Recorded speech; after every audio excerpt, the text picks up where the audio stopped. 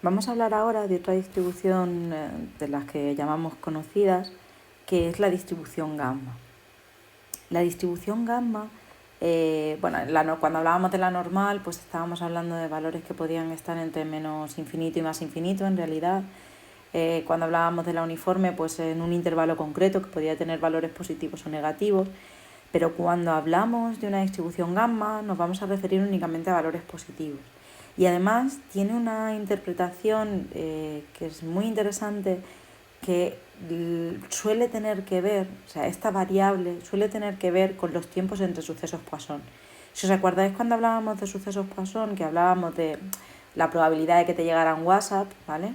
Pues, al final la variable Poisson era cuántos WhatsApp te llegaban al cabo del día, pues el tiempo que transcurre entre dos WhatsApps sería una variable gamma, ¿vale? De todas formas lo vamos a ir viendo un poquito en este vídeo, pero la idea básicamente es que la distribución gamma sirve principalmente para eso, para medir tiempos entre sucesos Poisson, aunque después se ha utilizado ampliamente para para variables, que tienen valores positivos. Aquí tenéis otro ejemplo, no es el de los WhatsApp, sino que es el número de llamadas a una centralita en una hora. Si es una variable Poisson de parámetro lambda, pues el tiempo que transcurre entre dos llamadas consecutivas diremos que sigue una distribución gamma. En concreto, para poder hablar de la distribución gamma, primero tenemos que referirnos a la función gamma. La función gamma es una función que se define como una integral. Como la veis aquí, tienes la función gamma para un valor alfa, es la integral entre 0 e infinito de x elevado a alfa menos 1 por e elevado a menos x diferencial de x. Y tranquilo, que no tenemos que integrar esto. Simplemente es interesante esta función, en matemáticas es muy utilizada y tiene una particularidad muy concreta. Bueno, cuando yo digo gamma de 1, vale 1. Pero es que en realidad se trata de lo que se llama la generalización del factorial.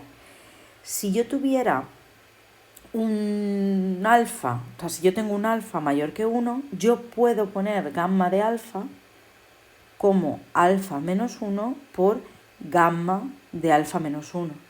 Y si eso realmente es un número entero, eso lo que me da es la función factorial. Es decir, gamma de un número entero es n-1 factorial, por la definición que tiene la función gamma, ¿vale? Pero el factorial está solo definido para números enteros, mientras que la gamma está definida para cualquier número que tengamos, ¿vale? Entonces, por eso se le llama generalización del factorial. Una vez conocida la función gamma, ya podemos definir cuál es la función de densidad de una variable aleatoria gamma. Bien, como siempre, y aquí voy a incidir en esto porque es muy importante, todas las variables que hemos visto tienen parámetros. Todas están controladas por parámetros. Cuando teníamos la normal, teníamos mu y sigma cuadrado. Cuando habíamos hablado de la binomial, pues teníamos n y pi. Cuando habíamos hablado de la Poisson, hablábamos de lambda, ¿vale? Todas tienen parámetros, ¿vale? En concreto, la gamma tiene parámetros alfa y beta. Esos parámetros alfa y beta, cuando los utilizamos dentro de la función pues de densidad, sería beta elevado a alfa dividido por gamma de alfa. Luego tenemos x elevado a alfa menos 1 y la exponencial de menos beta x. Esta es la función de densidad para valores de x mayores que 0.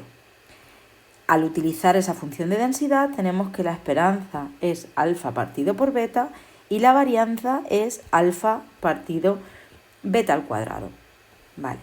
Es importante tener esto en cuenta y que el alfa y el beta que estamos usando es exactamente el que hace que la esperanza sea alfa partido por beta y la varianza sea alfa partido por beta cuadrado, porque en concreto para la gamma existen distintas reparametrizaciones.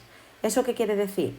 Pues que en vez de utilizar alfa y beta, se pueden utilizar otros parámetros que en lugar de dar una esperanza alfa partido por beta, pues dan una esperanza alfa por beta, pero porque la función de densidad se escribe de una manera diferente, ¿vale? Entonces, depende de dónde miréis, del libro que estéis utilizando o de si miráis en internet, en algunos sitios la parametrización es una y en otros sitios la parametrización es otra diferente. En cualquier caso, la forma que tiene una distribución gamma es similar a la de la log normal que veíamos en el vídeo anterior. Tiene normalmente una, como la parte central alrededor de los primeros valores, o sea, cerca de 0, digamos, y luego tiene una cola larga a la derecha. Hablamos de cola siempre donde, como si dijéramos, hay menos valores, ¿vale? Donde la densidad es más baja, eso es lo que llamamos cola de la densidad. Cuando empezamos a hablar de propiedades de la variable gamma, tenemos bastantes. Una de ellas es que si yo tengo un conjunto de variables aleatorias gamma, tales que todas tienen la misma beta, ¿vale? Pues la suma de esas variables gamma va a tener también una distribución gamma de parámetros, los alfas se suman y el beta se queda el mismo, ¿vale? Esto nos da pie a definir un caso particular de la gamma, que es la distribución exponencial. En la distribución exponencial de parámetro beta, digamos, lo que nos sucede es que tenemos la función de densidad beta por e elevado a menos beta x, que es como si fuera una gamma donde el alfa vale exactamente 1, ¿vale? Entonces, en ese caso, la esperanza es 1 partido beta y la varianza es 1 partido beta cuadrado, ¿vale? Entonces, en concreto, es como si dijéramos una exponencial es equivalente a una gamma, pero con parámetro alfa igual a 1, ¿vale? Y parámetro beta, pues el parámetro que nos va a dar lugar a la exponencial. Una de las principales propiedades de la distribución exponencial es una variable que se suele aplicar mucho a tiempos de espera. Si recordáis, en alguna clase hablábamos de cuánto tiempo tenemos que esperar hasta que llegue el autobús, ¿vale? Pues el tiempo que tenemos que esperar hasta que llegue el autobús habitualmente va a ser algo que va a estar cerca de 0, ¿vale? Entonces va a tener ese pico en el 0. Bien, pues eso, para ese tipo de distribuciones se tiene que utilizar una exponencial y lo que le sucede es que tiene lo que se llama falta de memoria. ¿Qué es la falta de memoria? Pues es lo mismo que le pasaba a la binomial negativa y es que da igual en qué tiempo me sitúe, ¿vale? Da igual el tiempo que haya pasado, que la probabilidad de que el autobús llegue en los siguientes h minutos es exactamente la misma que al inicio, la misma que cuando yo he llegado, ¿vale?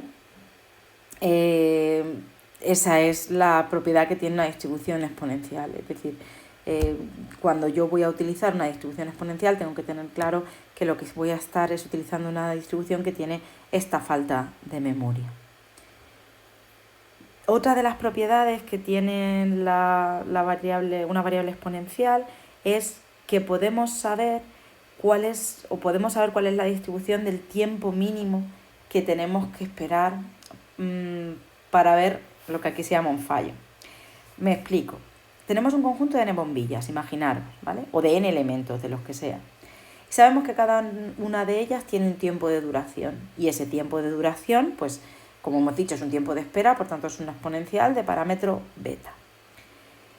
¿Cuál es el mínimo que tengo que esperar para ver un fallo? ¿Qué sucede? Que aquí lo que tengo no es una única variable, sino que tengo n variables, una por cada bombilla. Y lo que a mí me interesa es estudiar el mínimo de esos tiempos. Ese mínimo, la propiedad nos dice que será otra exponencial de parámetro n por beta. Acordaros que la esperanza de esa i sub 1 será entonces 1 partido n beta, ¿vale? Lo que quiere decir que el tiempo que tendremos que esperar Para el mínimo, pues es menor, evidentemente, y tiene que ver con el número de bombillas que tengo, ¿vale? ¿Cuál es el mínimo de esos n? Pues 1 partido n por beta. A raíz de esta propiedad, una cosa interesante es que, dado que la exponencial tenía falta de memoria, si hemos podido calcular el mínimo, y da igual cuando se haya producido ese mínimo, el siguiente se va a producir en un tiempo también aleatorio con el mismo tipo de distribución, la distribución exponencial, pues lo que sabemos es que como ahora tengo una bombilla menos, pues el parámetro correspondiente a esa nueva exponencial, es decir, al segundo mínimo, digamos, es n-1 por beta, y por tanto el tiempo esperado para el siguiente mínimo es n-1 partido n-1 por beta. Y así sucesivamente. De manera que si yo quiero el tiempo entre dos sucesos consecutivos, lo único que tengo que saber es cuál es la posición de ese suceso nuevo, sk, y con eso yo puedo determinar cuál va a ser el tiempo que va a pasar entre los dos sucesos, porque sabemos cuál va a ser el tiempo del suceso k-1, sabemos cuál va a ser el tiempo del suceso k, y utilizando esos dos tiempos, pues tengo que el tiempo que va a pasar entre uno y otro pues será una variable exponencial de parámetro n más 1 menos k beta, ¿vale? Ese sería el tiempo entre dos sucesos consecutivos.